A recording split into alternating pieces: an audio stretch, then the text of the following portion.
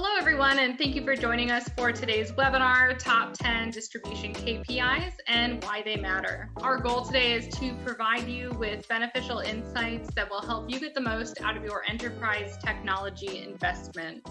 We'll kick off the session with brief introductions to today's experts. Then we'll quickly move on to the main event, a thoughtful discussion on the top 10 distribution KPIs with industry experts from Ultra Consultants and Oracle NetSuite. I'd like to take a brief moment to let you know that Ultra Consultants is serving as your host today and tell you a little bit more about who we are. Since 1994, manufacturers and distributors throughout North America, as well as companies with global operations, have teamed with Ultra as trusted advisors and industry best practice experts to guide them through their business process improvement and enterprise technology transformation journeys. Please feel free to reach out to me if you would like to learn more about Ultra Consultants or visit us at ultraconsultants.com.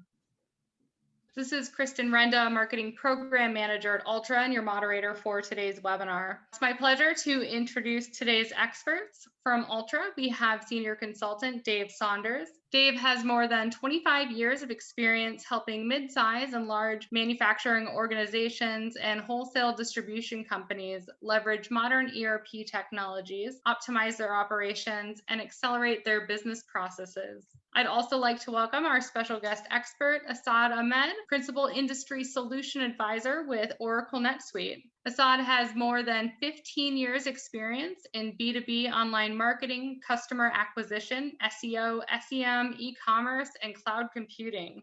And with that, I will hand it over to Asad to give us a brief introduction to Oracle NetSuite.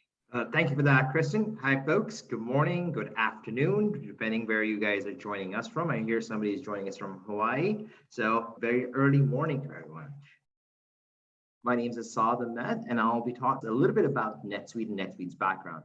NetSuite is the first cloud company that started back in 1998. To date, we have over 26,000 customers using us worldwide in over 215 plus countries and independent territories right now. And one of the best things about NetSuite is all of those 26,000 plus customers are on the same exact version of the ERP. NetSuite is a full suite, so we are not only an ERP solution, we are everything an enterprise would need, starting from ERP, CRM, e-commerce, financials, and the list just goes on and on. And we've been seeing tremendous growth on our part. They've grown at a record pace over the course of the years, with adding in about 4,000 plus logos in the last 12 months, and with over 100 companies IPOing on NetSuite. With that, I'll bring Dave, the all-star for today, to come and kind of start taking us through the presentation for the day. Thanks, Asad. I am Dave Saunders from Ultra. Thanks again for joining us. Today, we're going to talk about top 10 distribution KPIs and why they matter. You know, when you start making a list of KPIs, there's a very long laundry list of KPIs you can use. But we decided to focus on 10, and really those 10 are organized around customer, around operations, and around profitability. Asad and I are going to split the 10 up and start off with customer focused. Perfect. Thank you for that, Dave. So the first one that we're looking at as a KPI is on-time delivery. And I think when you really start thinking about where the rubber meets the road is when your customers are purchasing from you. And one of the biggest and the most important and the critical thing that we're looking at is, when am I going to get my products delivered to my door? So on-time delivery is as critical as it gets. And as we all know, there are multiple different factors that can come into on-time delivery. Kind of think about it from your side of the fence. You go and you start purchasing something. I'll just pick on Amazon for the day because I think most of us have bought something from them in the last month at least, right? You'll look at what is the product, when is it going to be delivered, and that's really going to be the baseline for your decision making. Do you buy it from seller A, seller B, or seller C in there? You're looking for the product to be delivered to you very quickly. So when you got to start thinking about that part, right? On-time delivery, a couple of things come into play is like, where is the inventory? How is the inventory being delivered? When can it be delivered? Are there any challenges when it comes to supply chain with that? So there's numerous factors that come into play with on-time delivery when we start thinking about our customers. And one of the most critical things is being able to give them an accurate time so they know what they're able to do.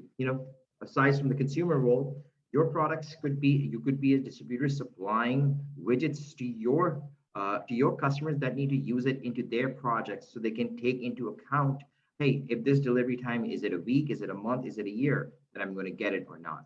So that those things start becoming very, very critical for them. And when you start thinking about on-time delivery, the shorter the delivery time, the higher the customer satisfaction. Dave, what are your thoughts on that?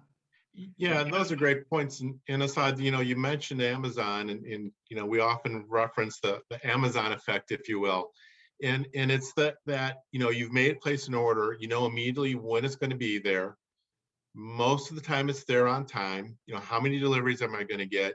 And not only that, but oftentimes people think, that's great for B2C, business to consumer business. But frankly, even in the business to business environment, a lot of people are coming up there, even in their personal lives, they're used to that Amazon effect, and they're wondering, well, as a business owner or a buyer, why can't I experience the exact same thing on the on-time delivery that everybody else gets? So they're setting that matter, and that not only on on-time delivery, but in a lot of different other aspects of the business. They're have those same expectations. The second one we're going to talk about is really customer complaints. And the importance of customer complaints, we'd like to think we never have customer complaints, but the reality is we all know they exist. And trying to ignore them is the worst thing you can do. So it's really important to go out, figure out, how can I capture, am I encouraging, not that you want to encourage the complaints, but make sure that you have open dialogue with your customers so that if there is something wrong, they feel comfortable in sharing with you. I think most of our customers would not probably have a concern or a hesitation to tell us something's wrong, but it's capturing that and then do the analysis, understand what's causing them. There are a lot of different reasons for the complaints. Did they get the wrong product? Was the pricing wrong? It's really to dig deep into the causes of those complaints and figure out what can we do to fix it. Assad mentioned, on-time delivery is, there's those little things can make a big difference whether you're successful in landing the customer and in keeping that customer. We all know that, over years, it's a lot easier to keep a customer, keep them satisfied than trying to go out and get a new one. So customer complaints is an important aspect of understanding truly how are you servicing your customers. Assad, any thoughts? Oh, absolutely. And I kind of look at it as customer complaints as really related to customer satisfaction. And the more satisfied your customers feel, the more often they're going to come back to you. Again, it's, you're visiting your favorite restaurant. You like them, you're satisfied with what they do for you, you're going to keep coming back. And the same thing with customer complaints. You want to reduce that. And also another thing is when you ask them their opinion, when you ask them to share what's happened, it's not only does it help you fix what's going on in your organization, so the next customer that comes around, or whoever the next or the same customer, you're able to provide them with better service. But also from a customer standpoint, it's essential for them to be felt that they've been heard. They have been able to share their feedback, and it's going to be taken into account next time they're going to do business with you. So I think customer complaints, customer satisfaction is a very critical component. And that kind of leads us right to our third KPI that we want to talk about is the total order cycle time. Again, from the time I place an order to the time that order gets shipped to my door, what is happening in between? This is another very critical KPI, again, related to the customer satisfaction, however you want to term that out. It's very critical that you want to reduce that out. And this is one of those KPIs, the shorter, the smaller the number, the better it is off for you, right? Again, if the total order cycle time is long, kind of think about, you go to, again, I'll use a restaurant analogy just for another 1 minute over here. You order your meal today, and it takes them 45 minutes to deliver that meal. You really are at that point, it's like, what happened? Where did my product go? Where is my order? Same things come into play. And this is basically goes into deeper into other aspects of your organization. What are the different things that could impact the total order cycle time for you? Is it where is the inventory delayed to you that you cannot get into your own manufacturing or whatever your other internal processes are to ship it out? Is there supply chain disruptions that are coming into play? Is there supply chain disruptions on the horizon? I bring up supply chain because I think the last year and a half, that's been top of mind for everybody at this point in time. People are now thinking about, hey, is being able to track your inventory, demand planning that is associated with that. Other things that have been people are now looking, or organization are looking into taking into account would be things along the lines with, hey, is just-in-time inventory is what I need to stick to as a model, or do I need to go into just in case? If I go into just in case, how does it impact my profitability? So you'll see that there is a chain effect that comes into play. So when you start thinking about the total order cycle time, it's very critical to start taking those things into account. And then going back to our previous conversation about customer satisfaction, you want to be able to tell your customers when you're going to be able to deliver those goods out for you there. Dave, your thoughts? Yeah, I mean, those are great points. I couldn't have done it any better. The other aspect I would add is, included in that is, not only in it's time from you placing the order to the time you get the complete shipment. So, if you've got an order and it's split across multiple shipments, that's lengthening that total order cycle time, but it's also driving your expenses up as when you receive it, because every time you have to receive the order, there's additional expenses in it. Are you having to issue a separate check for it? I mean, there's a lot of things that go into it. So, that cycle time is, and it's becoming much more pronounced and focused. And, I think a lot of us are experiencing that supply chain, that we through the COVID, that our supply chains have gotten disrupted, right? How frustrated have you've gotten with your suppliers, and your customers have gotten probably frustrated with you if they don't understand those disruptions. So real important KPI. 100%. And just last one thing I want to add into that one would be, and is that if your supply chain is getting disrupted, your KPIs are getting impacted, is it also leading you going into diversification of your supply chain, so you don't only have one channel that you're able to purchase your goods from, but having multiple different channels available? Didn't mean to take your time on that one, David. I know you're really excited about the next KPI that's right about to come up. Yeah, so the next one, funny enough, so throughput, when I ran warehouses, distribution centers, that throughput was the first and foremost KPI that I was always managed by. Evaluated how are we doing in the warehouse, and it's the first thing I always look to. But it's really, it says cases per man hour. I mean, there are a lot of different subsets of this, but this really, as a distribution center or warehouse manager, it gave me a really quick look at, how productive are we taking care of all of the cases. If you're mailing, cases or eaches, whatever is appropriate for environment, how effectively are we processing them? And this is every man hour, person hour, if you want to put it that way, that is in the warehouse. It's all of those cases that we're handling divided by the total man hours, person hours that we're using to ship them out the door. It's a great, quick way to find out, just again, how effectively are you running the warehouse? Are there opportunities, when you benchmark things, are there opportunities to, maybe add some automation to help improve that? If you're in the eaches, if you happen to be distributing to consumers in some manner, you're handling a lot of eaches, this is one that can really bog you down if you don't keep an eye on it very tightly. Absolutely. And with eaches, is there any kind of further down the Dave, when we start talking about profitability, how does it impact your profitability? Is it when you're dealing with eaches, the man hours associated with processing that order, breaking things down? Again, does that generate waste? Is that costing you more? Again, a bunch of different things that come into play there, right? And kind of talking a little bit more on the operational side, the next one that we're going to be talking about is inventory accuracy. How much inventory is the right amount of inventory for you to have on hand, or in your supply chain available to use, that you can quickly get that? Again, inventory accuracy is, you don't have the inventory, what are you going to sell, right? So that's the key thing.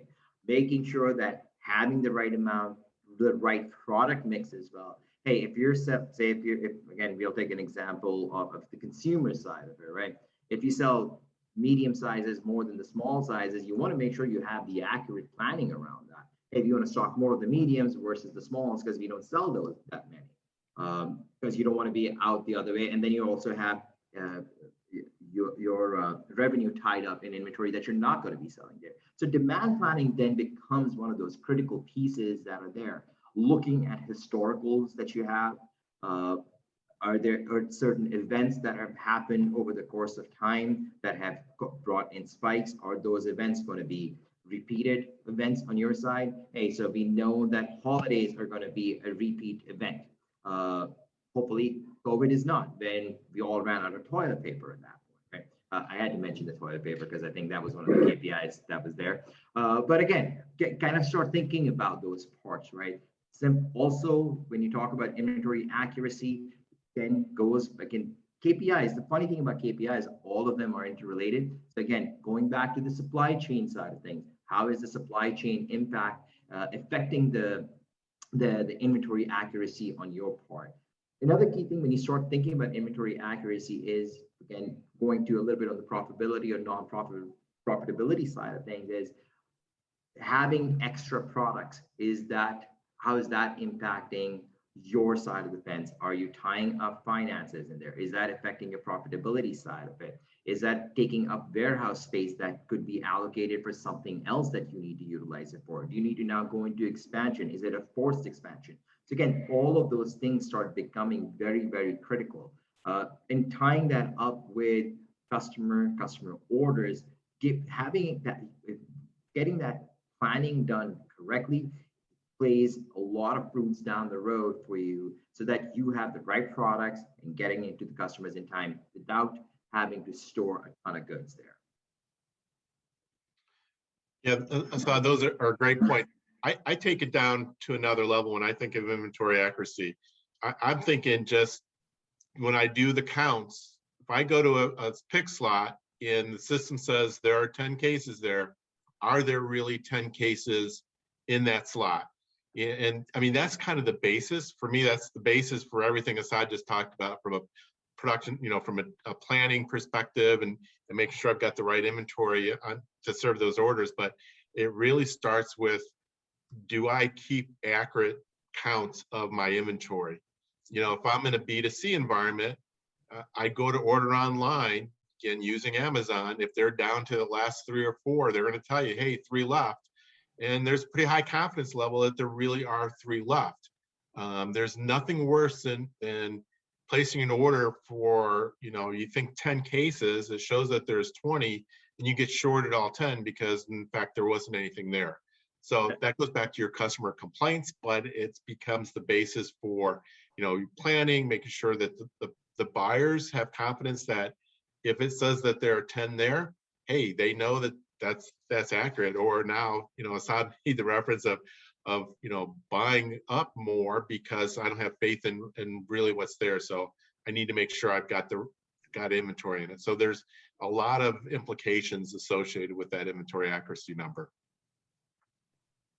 Perfect. Thank you for adding that part out, David. Yep. I think you're now coming up to your next one.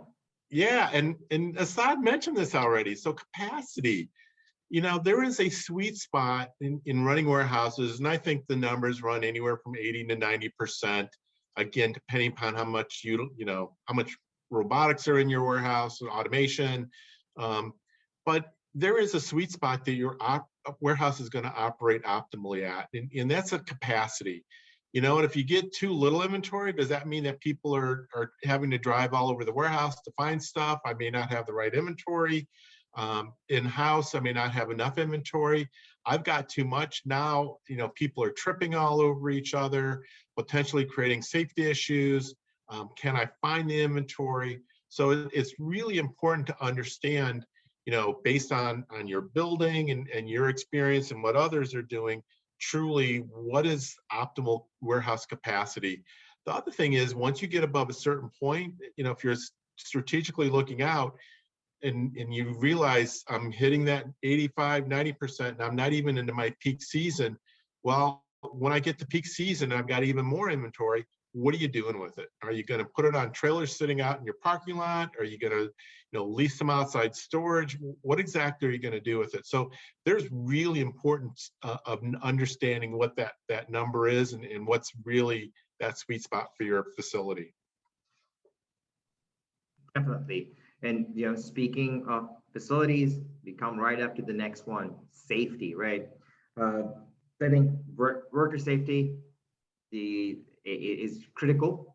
I think it's when you start thinking about your workers, the more satisfied they are at their working location, their working environment, the better output that they'll be giving out on their side of things, right?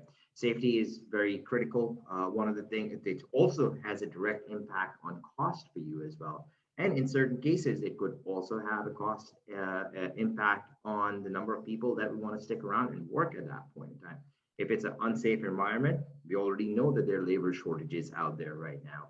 That's one of the things that you'll see in news cycles on a daily basis. And again, if there's some things that could be done, making a safer environment, better environment, easier environment for people to work in, that would drive up the employee morale for you, which would at the end of the day have a better impact. Because again, if you don't have the right amount of workers available to do the work for you, it's going to have a direct impact on the on-time delivery KPI that you're looking at. So again, what you'll start noticing is these KPIs are really intermingled on their part.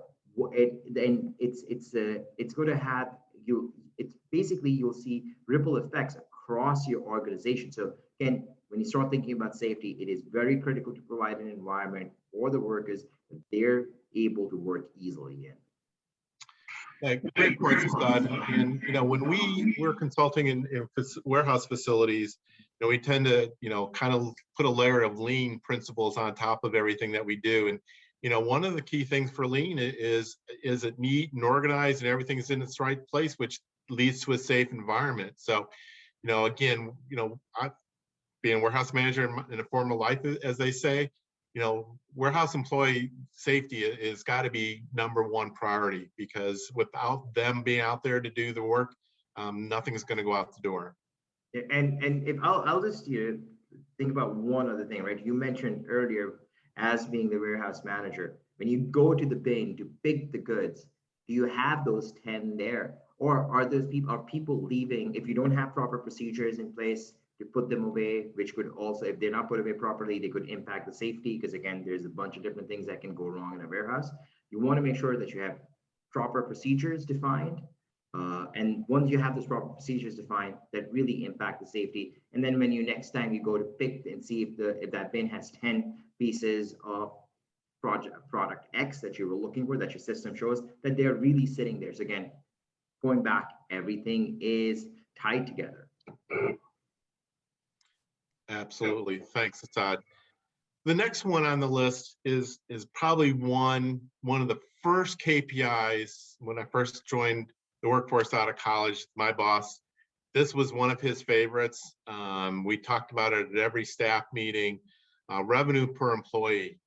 And the importance of it really, I mean, coming right out of college, I understood the concept behind it. But where I really saw it start to play is, if your revenue per employee is flat, then, as your business grows, you're not getting more efficient. And that's really the message he was trying to convey is, hey, we're pushing for aggressive growth, but you know what, whatever that revenue per employee number was, he used that as a gauge to say, I can't add people every time I add dollar sales, right? It's how do I do it more productively and effectively? And he used this number to really gauge that and monitor it. And certainly if we ever saw it go down, there was a cause for alarm, because it meant we were becoming, as an organization, that much less productive. And the revenue per employee, it was all employees. It wasn't just sales employees. It wasn't just warehouse. It was every employee in the company. Just as a gauge to say, okay, I can't keep throwing bodies at it. You've heard that adage, I'm sure, many times. You just can't keep throwing bodies at work. You need to find ways to do things smarter and more effectively. So this was a great KPI to gauge that. So I don't know if you have any thoughts with that. Yeah, absolutely. Again, I think this ties back to, if we can divide it or section this customer satisfaction, operational and profitability, this one kind of falls between that profitability and operational side of things, right? You, as you mentioned, you cannot just keep adding employees in. Maybe that's when you start analyzing, hey, are certain sales costing you more than they're bringing in terms of revenue? Is that a key focus is that because you have to throw more man hours or person hours at those orders? So again, do you continue to do this, fulfill those orders, supply or sell that product, or do you shift focus to higher profitable goods? Because that's going to, at the end of the day, increase that revenue per employee for you there. So, and that kind of also brings us, again, operational side, thinking about asset utilization. In terms of when you start thinking about asset utilization, just like you have employees, revenue per employee, you want to have your utilization of your assets high at the same time, right? Again, when you kind of start thinking about your warehouses, how much of my warehouse space am I using at that point? When you have equipment, how much am I running that equipment at peak? Am I running it? Am I utilizing it enough hours on those? Or am I just taking depreciation over them over the course of the years, and I'm not utilizing that equipment to the fullest potential? Again, if you go, we all talk about, Dave mentioned being in the warehouse, managing that. I worked in warehouses, and you have total number of hours in a forklift. Again, you want those to be running all the time, right? Because again, the more the forklift moves, the more the goods move, that means the more orders you're fulfilling, the more customers are getting their goods, and so on and so forth. Building capacity, Dave mentioned earlier, 85 to 90% is a good number to have. Does that also kind of starts going in and saying, hey, if I'm utilizing my warehousing, my employees, my goods, and my trucks, whatever those pieces of equipment are for you at a very high rate in an off-peak season, that means you need to start planning for your peak seasons, because that you need to start adding those pieces into place now, so that you're not running after them last minute. Again, going back to the supply chain disruptions that we talked about, and pretty much everything in the world has been impacted. What used to take you a day to purchase now could take you a week, a month, maybe more than that. So again, all of those things tie back together. Yeah, great comments. The only part that I would add to that is, don't ignore things like accounts receivable and accounts payable, because those are assets and liabilities that are available to you to manage. Wholesale distributors historically have operate on very thin margins, so you really want to leverage any and every asset the best way you possibly can. Absolutely. Thank you for that one, David. I totally missed that one out on my part. I knew when we talked earlier you'd mentioned that, so I thought it was a great point, and I'm not going to take credit for it. It was yours. And the last one on our list, where would we be without profitability? So that's, we're in business to make money, right? So that really, in profitability, it could be based on gross margin, it could be net profit, it could be gross profit, it could be EBITDA. There are a lot of different definitions for profitability. And I think this is one where, you may have this at different levels, and it's important to have it at different levels. But certainly in some manner, you need to have a KPI around profitability, so that you understand, everything that you're doing, are you really making money on it? Now, what I'd love to see is if you've got the capability to take profitability and start to analyze it by product line, by customer grouping. Now, what are those different ways to look at it that are relevant to your business, so that I know you may intentionally have what they sometimes call a loss leader, but I may have, a group of customers or products that, I'm really not making a lot of money on. It pays the electric bills, as you used to say, but it's not where but I absolutely need it because it's kind of a requirement to serve my customers. Okay, so how can I handle that more effectively so that I'm minimizing the expenses around doing that product line, and yet still take care of maximizing my other product lines? So, and it may also cause you to look at products and customers in a different way. You may have a customer or customer group out there that it's kind of a very difficult customer, as we like to say. that requires a lot of effort, but that when you look at it, you realize, geez, this customer group is very profitable because we've got good margins on the pricing that we're charging. And, we have to do some extra things for them, but it's not really costly for us to do it. It just requires a little time and effort, but we can do it. So that profitability number is obviously where we all come back to, or start with, however you want to look at it. But it's obviously very key to how successful we are in running our businesses. So do you want to have anything you want to add to that, or any of the other 9 that we've talked about? But Dave, I think you summed that up perfectly, right? Profitability. I think one of you mentioned about some customers, the cost of service associated with that customer. Sometimes some customers will require extra effort, but that's when you have to start thinking about a KPI, but you want to break it down. Maybe there is a customer is demanding, but they pay their bills on time. That's profitability for you. They require a higher level of service. Maybe there's other customers who are not very demanding, but they don't pay their bills enough. Again, so your AR is just sitting out there on that end. Again, there's a lot of different things that you have to start looking at on profitability. Key thing at the end of the day is all of the KPIs that we have talked about today, at the end of the day, kind of lead right into profitability. And also that profitability leads into going back into the other KPIs that we talked about. Absolutely. So Kristen, I think that wraps up our discussion on the 10 KPIs, and I think you've got some additional information to share. I do indeed. And thanks to both of you. Appreciate all of those insights. I know it's hard to bring it down to just 10 KPIs that we all love. So I appreciate the hard work on that.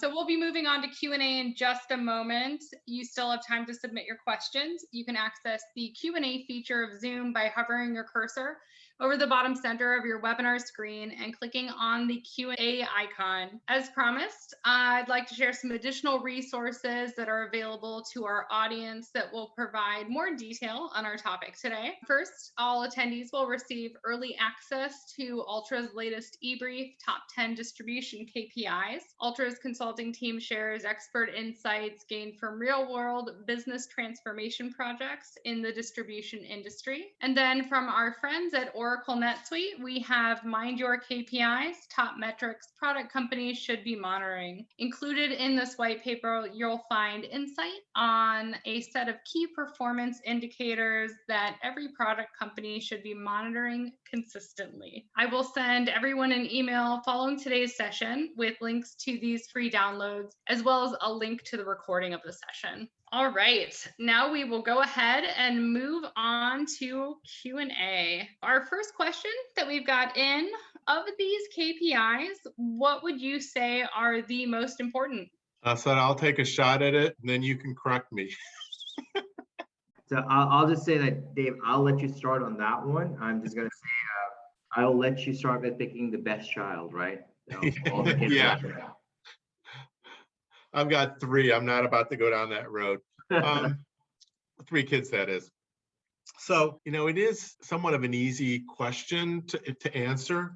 Obviously, you start with profitability. I mean, that, I think, based on our comments at the end, I think you can't but help with starting there. That to me would be number 1 on the list.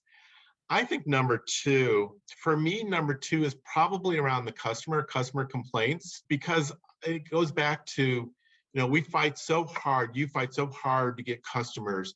You need to know whether they're happy or not. And if there's something that is not meeting their expectations, you should be aware of that and taking corrective action to fix that. So I think customer complaints is probably number 2 on my list.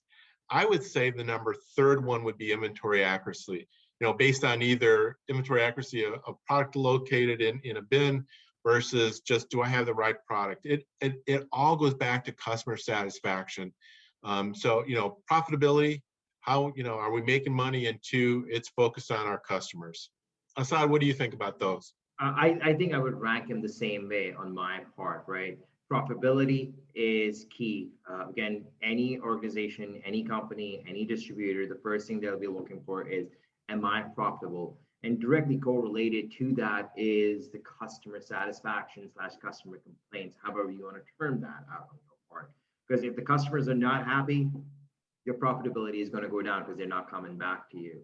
And one of the things that could make them unhappy would be you not being able to provide them with the products that they need. So that's where the inventory accuracy comes right into play. So again, I think they're very much interrelated with each other. Yep, totally agree. All right, and we've got a related question. How do you build out KPIs for customer complaints, and what is the best way to track them? Definitely. So, Chris, I think when you talk about customer complaints, right, there's many different ways that it can be done. First thing you have to analyze is what are your sales channels? What is your go-to-market strategy at that point? Are you going through counter sales? Are you going through direct sales? Are you going through an online channel? One of the things that if you kind of look at a lot of they'll pick on Amazon one more time for the day. I don't know if this is the last time, but they'll still pick on them. A lot of the times is you'll order something and 2 or 3 days after you'll get an email notification. Hey, are you satisfied with the product or not? And it's not only for the product itself, it's about how the product is. Was it delivered to you correctly? Was it delivered to you on time? Was there anything broken? Well, again, whatever that needs to be. One of the questions that you should always ask is that, would you recommend working with us or buying from us again? Again, that will give you, one of the key things that they'll give you is like, is this customer going to just walk away? They're one and done. If they're one and done, what are the things that we can do to bring them back into the fold and having them purchase more from us? If they say they're going to be purchasing again from us, that's when you start going into making sure that you're marketing to them at the right frequency, because you'll start noticing that the customer satisfaction, and I want to get away from the term customer complaints because that's a negative connotation to that. But when you start looking for customer satisfaction, that's when you start saying, hey, there's a satisfied customer. I should be going after that again and again, over and over, and trying to win them back in. So there's a couple of different ways to look at that. One of the other things when you start looking at building out this KPI, customer satisfaction is not one and done kind of a thing, right? This exercise needs to be repeated consistently so that you're able to track over the course of time on how your company or your organization is doing. When you are small, when you're nimble, are you giving them extra attention? When you get big, do you start losing focus on that? If you are, that means at that point that's going to bring in, hey, we need to have more help around us, and start seeing, hey, we need to hire more people who are going to be able to manage those accounts. Again, from sales, you also start thinking about account management on your end. So again, it impacts that aspect of it for you as well on that side. And again, there are different other metrics to look at, but I think consistency is very key when you start thinking about building out customer satisfaction or complaint KPIs on your part. Yeah, and what I'd add is, establishing the reason codes for why they're coming back. It does, it's customer satisfaction, but is that product getting returned? So now I've got a reverse logistics opportunity that I'm fighting with. It's affecting my profitability. So it kind of goes back to an understanding what's causing it. Is it mispicks? Is it just a finicky customer that's not happy about anything, or their buying isn't very good and they're always returning stuff that they may have not bought appropriately? It's really getting down to understanding what's driving it, so that you can, to Assad's point, you can address it with the customer. You need to kick up your marketing plan, or maybe there's some mispicks. Maybe you need to do some additional audits on your dock before the product goes out. I've even had clients who take pictures of the load. They've had customers that were constantly complaining about damaged product and the load looked terrible, and they were the first delivery on the truck. And so we were taking pictures of the load before it left and showing how it was braced in, it was nicely wrapped, and it looked really good. And, the drivers would open it up and take pictures and like, yeah, it still looks good. We don't know what the problem with what they're complaining about. So it gives you some places to start to have constructive dialogue with your customers, whether it's on your side or their side, but having that information is really, really important. All right, thanks to both of you. And it looks like we've got time for one more question. And this is a fun one. I imagine you're both going to want to jump in on this. So you gave us 10 KPIs. How do we get started? Definitely. Again, it's a hard one to pick, right? Do we start with profitability? Do we start with inventory? Do we start with customer satisfaction / complaints? I think one of the key things that you have to start thinking about is, I'll just pick one, right? Customer satisfaction, because I spoke about that a little bit earlier. You have to kind of start building the process in there, and then you also have to start thinking about building out a benchmark on those processes there, right? Where is it critical for me to start stepping in and start evaluating and auditing my process to make sure that the customers are satisfied? If they're satisfied, what are the aspects of it that are working? So you have to kind of start thinking about what are the ranges in your industry. When you start talking about consumer goods, that's a different range, right? So you can start looking at what they call is a net promoter score on that part. So percentage of promoters minus the percentage of detectors that are out there on that part. If that falls below, say, 45% or so in the consumer world, it's acceptable. And you can take I think that even the study points that out. You'll look at the German consumers; they tend to buy a lot, so they'll buy 3 products to keep 1 and send back 2. Again, that's a very common practice that's out there. That's not a very common practice out here in the US.